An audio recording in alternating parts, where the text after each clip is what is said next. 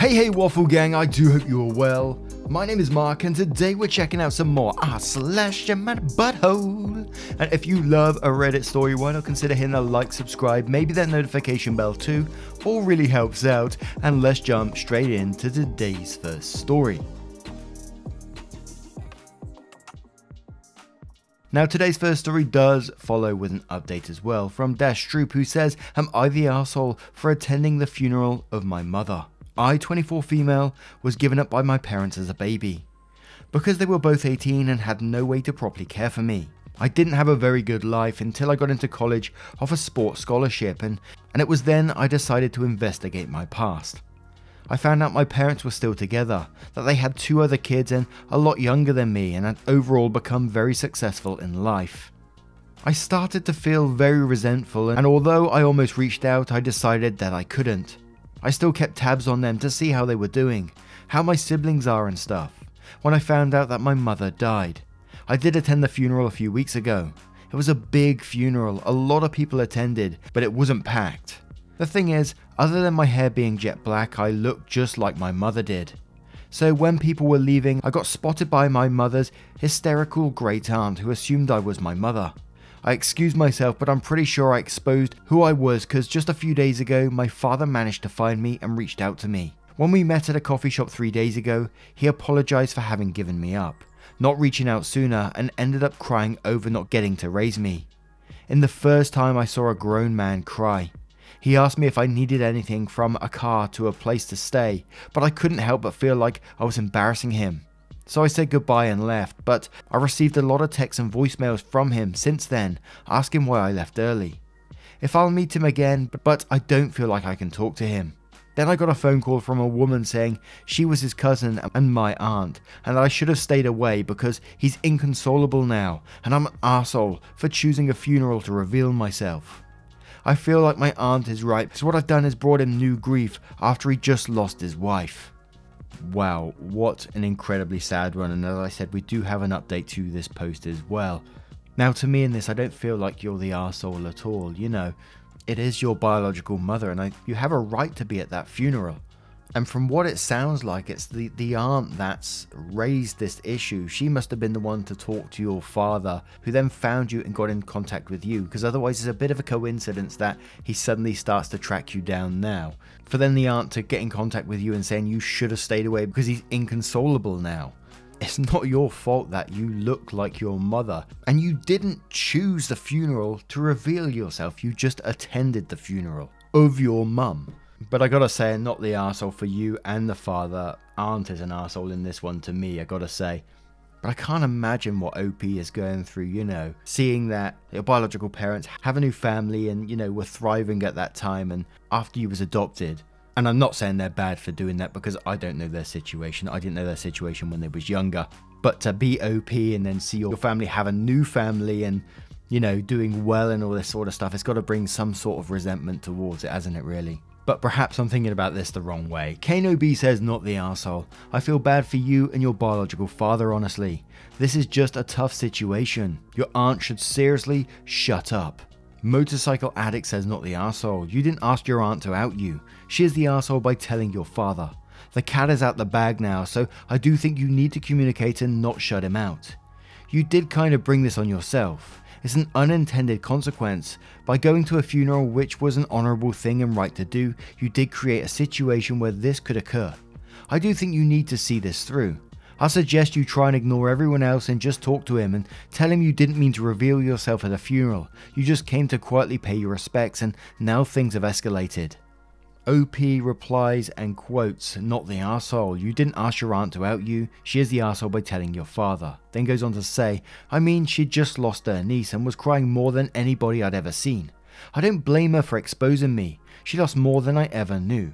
Then quotes the section where the cat is out of the bag and then says, it's just that I carried years of sadness at being abandoned. The only thing they gave me was a name. When I found out how successful they were, it made me feel even worse. I went to the funeral because I didn't want to have never been in a room with my mother, but I never planned on connecting with anybody. It's why I feel I'm in the wrong here.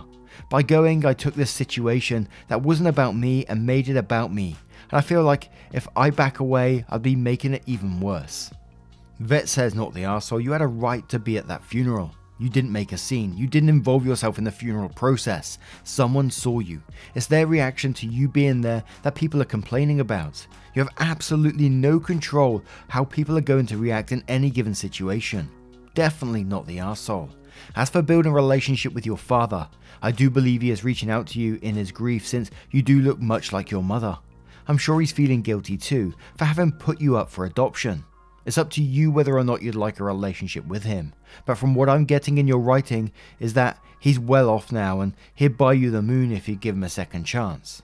If you're up to owning the moon, you might want to give him a chance, but that's up to you. OP replies saying, I don't want his money or anything, and I especially don't want people to think I only came into his life for cash. I've never planned on revealing myself to him, and now I've taken the situation that was supposed to be about grieving for somebody else into me. I never should have done that. Prudent Student says, not the arsehole, but talk to the guy. He seems really interested in you. Let go of the past and good luck in the future. And one more from Empress Jaina Solo, who says, no one's an arsehole here, but I think you should talk to someone about why exactly you went to that funeral. It sounds like your history makes it hard to let people in, but it also sounds like that may be something you want. It also sounds like you heard your birth father tell you everything you ever wanted 24 years too late. There's a lot to unpack here. It's okay not to do it alone. OP quotes saying, I went because I didn't want it to be like I'd never been in the same room as my mother, outside of the hospital room I guess. Then quotes, it also sounds like you heard your birth father tell you everything you've ever wanted 24 years too late. There's a lot to unpack here, it's okay not to do it alone. And then says, until I found out who he was, I'd always had some dream that my dad would come and take me from the orphanage. It didn't happen. I don't want anything from him, but now I feel like I came and exploded a bomb in front of him in the most vulnerable part of his life. Now we're going to move on to the update to see what happens next. So update. So I'm posting this because I said I would in a month. Things happened and it's gotten better. The first thing was my aunt, Dad's cousin, phoned me like the day after and apologized to me. She told me she practically raised my dad and seeing him like he was made her act without thinking. She told me my dad wanted to see me again and would appreciate it if I would meet her too. I told her how hurtful what she said was and I needed time before seeing her, but did agree to meet him. Fast forward a week ago, I got to meet my dad. I kept rereading everyone's advice and using it to prepare what to say. He was more composed. I told him it hurt me so much to be abandoned and it hurt seeing how successful he was and it made me feel not wanted and meeting him made me want to be forgotten. He told me he never forgot about me and showed me a small baby photo of me he keeps in his wallet and told me he still sees me as his baby even though I'm grown. He told me he and my mum used to cry for me every day after giving me up, but they still prayed for me every day even until the end. He once again told me whatever I wanted he could give me if I'd let him. I told him I wanted no money or anything from him and I didn't intend to reveal myself. He told me it was okay if I wanted nothing to do with him but asked I'd be a part of my mum's great aunt's life as she hadn't stopped asking about me since exposing me and gave me her address. He insisted I was always wanted, but he always thought I'd been adopted and didn't want to ruin my life. And that's something a lot of you said, so I was prepared for it. He asked me to forgive him for not being there for me and said he'd do whatever to be my dad. I guess I realized I could push him away or finally have what I wanted. I told him my teenage fantasy that he'd come save me from the orphanage and we both started crying. I'm almost crying too, Jesus. He told me we can save each other and I hugged him and forgave him. Since then, I started seeing him more. Visit my great aunt every other day. She started calling me my baby nickname she had for my mum. My dad also started coming to the gym that me, my fiance and my best friend started after grad. He has been trying to do all the dad stuff I missed out on that we can still do, like teaching me how to drive, business advice and stuff. I also finally don't feel so upset over my siblings getting a better life than me. He also got us both into counselling and I've finally been able to talk about all my years in the system before I aged out. He is hosting a New Year's party and asked me to come so I can meet all my relatives, cousins and siblings, and yes, I'm going. So I wanted to thank everybody that prepared me for how he felt in giving me up and how he felt in getting to see me again. I think that if you all hadn't pointed that out to me, I probably would have just tried to stay hidden and wouldn't have finally gotten a dad. bloody people chopping onions around my computer. Gee whiz. What a wonderful update that is. You know, after the first post, I wasn't sure if OP would want anything to do with their father or this family again, especially the way the aunt acted. And it's good that she came back, you know, realized her wrongs and apologized. Didn't double down like we see a lot of times in these posts, and just apologized. Admitted she was acting without thinking, and yeah, apologized in the end. But I think it was also good that you pointed out that, you know, you did tell her how much she hurt you, and that you're going to need time before seeing her, because that's the correct way to deal with things. She does need to realize the hurt she's caused there. And all in all, just everything I could ask for in an update. How about you guys? What do you feel about this one? Let me know your thoughts in the comments below, and we'll move on to another story. And our next story comes from Judy3453434, who says, am I the asshole for asking my son and daughter-in-law for a copy of the key to the new house they bought? 2 weeks ago, my son, Ethan 27, and his wife, Jess 30, bought a small one-story house in the town we live in. After settling down, they invited us for a small party for the occasion. We sat for dinner and talked about the house a bit. Me and my husband and Jess continued conversing after Ethan excused himself to take an important call. Jess showed me the original key to the house, and I asked if she made copies yet, and she said no. I said she should also give one copy to me as well. She looked at me funny and asked why she should. I explained that it's necessary so that it could be used in emergencies. She rudely said, I don't know what kind of emergency that would require you having a key to our house, so sure won't be a fire incident. She obviously didn't seem to have any idea that a fire incident wasn't what I meant, and I got offended by her sarcasm. I pointed out that it's not just her decision, because this is my son's house as well. She smiled at me, trying to be polite, and stated that only the ones who contributed towards the house get a copy, and that I really don't need one anyway. Also assured me that my son will have the same answer for me. Basically saying, don't bother bringing this up with Ethan, he'll tell you the same thing. But I did, and she spoke on his behalf the entire argument, repeating what she said over and over. Things escalated to her calling me pushy and me telling her she was being unnecessarily rude and disrespectful. My husband and I left in a rush, and I felt horrible. My husband went on and on about how paranoid and controlling I was to basically be demanding a copy of the key to the new house, but again I stated that I was trying to be helpful and taking extra precautions since anything could happen, but he insisted I overstepped and ruined Ethan's and Jess's joy for their new house as well as dinner. I genuinely do not think what I said was out of line, and I'm not sure why Jess reacted so intensely. I think my request was innocent. Holy just no mother-in-law, what have we got here? Whilst to me, I leave keys of my place at other family members' houses for emergencies. And I know it's not everyone's thing to, you know, leave keys at other family members' house and stuff like that. But there has times it has come in useful for me. If I ever lose a key, I know a family member's got it. If I leave it somewhere else and I can go to a close by family member, pick up my key, etc, etc. There's lots of reasons it's benefited me, but as again, I understand it's not for everyone. So I can see some logic to it, but if you're arguing about it in this situation so intensely, it seems like you got some ulterior motive going on in the background, like you want to sneak in the house and snoop about or something like that, or you just want some sort of control in their life. It's simple as to me that the key should be offered, not expected from them. So 100% you're going to be the arsehole to me in this situation. But Electric Moccasin says, my husband went on and on about how paranoid and controlling I was to basically be demanding a copy of the key to the new house, and then says, he's right, you're the arsehole. Books and Food replies to that saying it's all about phrasing. Do people offer copies of their keys to trusted family members in case they get locked out or need their plants watered, etc? Yes, definitely. The key word is offer though. You said to two adults, you'll need to give me a copy of your key, which is why you're the arsehole, and then you doubled down by continuing to push. Even if you said, hey, if you wanted us to keep a copy of your key for you for emergencies, and then left it alone, you wouldn't be the arsehole. So phrasing, and I imagine tone. Spare Article says you sound like one of those overbearing mother-in-laws on Just No Mother-in-Law. You had a point about someone having a key, but that someone didn't have to be you, and you should have talked to them together. You should have dropped it once she said no, but instead you pulled "it's my son's house too" card and made a power play for your son and which women he'd listen to, which is weird and unnecessary. Then you got offended and had to make a scene. Your son is married and has a new priority now. Leave her alone. You're the arsehole. Dominique Lane says, "You're the arsehole. It's their house and their choice who gets keys. When she said no the first time, you should have dropped it. Your husband and Jess are right. You are being pushy and controlling, and that behavior ruined the dinner."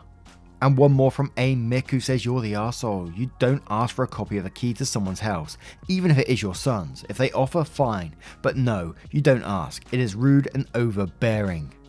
Now, what do you guys make of this one? Do you have spare keys at your family's house? Did you offer it? Did people demand it? What would you do if someone did demand it? It'd make me feel a bit on edge, I think. Let me know your thoughts in the comments below, and we'll move on to another story. And our next story comes from Hopeful Cry 7158, who asks, "Am I the arsehole for expecting my brother to uninvite my soon-to-be ex-husband and my friends from his wedding? My 34 female, brother 31 male, is getting married in a month. My brother is not friends with my friends, but he knows them by association and gets along with them, and he's invited them to his wedding. My soon-to-be ex is also invited. He was invited anyway before I found out certain stuff. My husband and I have known each other since high school, and we shared the same friend group. His friends are my friends and vice versa. Recently I found out my husband has been cheating on me for 4 months with another woman, and all of our friends have been covering for him. They all knew and enabled him. I immediately filed for divorce. I came clean to my family about it a few days after I found out. They were all shocked and angry. My dad was more focused on my husband cheating, but my mum was more focused on our friends covering for him. My brother was also upset because he was close to my husband. My husband has left home and he's living with his sister for now. Yesterday, the topic of my brother's wedding came up and he was talking about the seating arrangements with me and my parents. He asked me if I'd be comfortable to be seated next to my husband and our friends. I looked at him in disbelief and told him he shouldn't have been asking that question. I'm also upset that he's inviting them after all, especially my friends since they're not his friends at all and he just knows them by association. He said it would be mean if I invited all of them just 1 month before the wedding and said that he understands why I feel uncomfortable, but he doesn't want to be mean. I reminded him how my husband cheated on me and I got lied on by all my friends who were enabling him. He says he's unaware, but I should not insist on him uninviting them because it's his wedding and he makes the rules. I dropped it and didn't continue the conversation, but am I the arsehole for expecting my cheating husband and friends who covered for him to get uninvited from my brother's wedding? I want to highlight that the whole cheating issue is fresh. It's been barely a month since I found out. Now I'm going to put myself in, brother's shoes in this situation. My sister came up to me, she told me she got cheated on by her husband and the friends all enabled it. I would instantly cut those people out. And that may be just my thoughts, but it certainly doesn't feel like an overreaction to me to not want these people at the wedding who just cheated on my sister and played her for a fool. I wouldn't want those people there, absolutely not. I don't care if it would be mean, I'm throwing air quotes up here, because what they did is effing despicable. And the brother's attitude in this would piss me off as well. He's just so blasé about it. You got cheated on, but I don't think it's quite enough to warrant the, uninviting them from the wedding. I mean, come on, it was just cheating, wasn't it? Come on now. Bro, sort it out. Not the arsehole to me. Mrs. Jonesy 2012 says, "Not the arsehole. I would make this my hill to die on. Brother, it's fine if you want to invite them, but I will no longer be attending. I value my mental health and do not want to spend time with them. I hope you have a lovely wedding. If your brother is choosing people he isn't even friends with over you, then it proves what a terrible brother he is. Also, the fact he was going to sit you next to your soon-to-be ex-husband shows how little he actually values you." Shit, I forgot about that too. Sunflower Shine replies that saying, "Not the arsehole. OP, take this advice if you take any from this post. I wouldn't even give my brother the choice. Tell him and your family that you would much rather be at home alone than be surrounded by people who betrayed you, and make sure you tell your brother he's on that list as well. If you have the opportunity, get a hotel and treat yourself to a vacation. Turn your phone on, do not disturb, and enjoy the day yourself, rather than being miserable just because your brother doesn't want to be mean. His refusal to take back the invitation to them shows that he approves of their actions. I'd also go low contact with my brother if he put me in such an uncomfortable situation like this. But I'm spiteful and can hold a grudge for years. Someone who doesn't have enough of a spine to support his sister in a difficult time because he doesn't want to be mean does not deserve to be in your life right now. It is his day, but that does not mean he gets to make you miserable because of it. OP, I'm sorry you're going through this. You deserve a much more considerate brother. Fanula says, not the asshole. He says he doesn't want to be mean, but doesn't realize how mean it is to force you to sit through all of that. His reason isn't that he doesn't want to be mean. It'd be something more pathetic like they've already had their table plan printed. And Nia says, not the asshole at all. Your brother needs to adjust his priorities. It is worse to be rude to a shitty lying group of people who he's not actually friends with, or alienate his sister whom he loves, by putting her in an upsetting and uncomfortable situation. In 10 years time, those friends probably won't remember this event, but you sure will. OP replies saying his reasoning was that he and the bride will look like bad hosts if they do that, and that they can communicate better with me and expect me to understand than if he simply uninvited those people because they'd talk badly about him and his fiancée. Basically, they expect me to suck it up. GemGem04 says, I hope your future sister-in-law takes note of how your brother values cheaters and their enablers, not the arsehole. To which OP replies saying, she agreed with my brother, that's the thing. Gem replies that again saying, she's in for an interesting future, so a lot of people here are advising you not to go to the wedding. How would you feel about staying away? OP says, I would feel absolutely horrible. It's not just about going or not going to the wedding, but about my brother's priorities here. Whether I go or not, he cares more about being a good host and pleasing these people than respecting my feelings about something so fresh. And one more reply from that from Toga Sucks, who says he made his priorities clear. He values these acquaintances more than he values your mental health and well-being. RSVP no, and do not phrase it as not going. I do not feel comfortable or safe around these people after what they did to me. I'm sorry, but I will not be able to attend. If you have anyone close to you still going, make sure they are able to tell people exactly why groom sister is not there, and can point out exactly which table your cheating ex and his cohorts are occupying. Not the arsehole. Now, what do you guys make of this one? Let me know your thoughts if, a sibling was to do this to you after you've been cheated on by not just your husband, but your friends as well. Let me know your thoughts in the comments below. A huge thank you for spending 20 to 30 minutes with me today, getting involved in the channel as always. It's incredibly amazing what you do. Every day I'm incredibly thankful to each and every one of you for getting involved. If you've made it this far, would you please consider hitting that like, maybe the subscribe and notification bell too, and I will see you cheeky Christmassy so-and-so, in the next one. Take care, guys. Much love. Wake up, get up, stretch my legs, eat some breakfast, milk and eggs, brush my teeth up, wash my face, throw my clothes on, start my day. Wake up, I can smell the smoke from the bacon. Let's go, see the sun shining from the windows. Okay, I know that today'll be a good day. Okay, I know that today'll be a good day.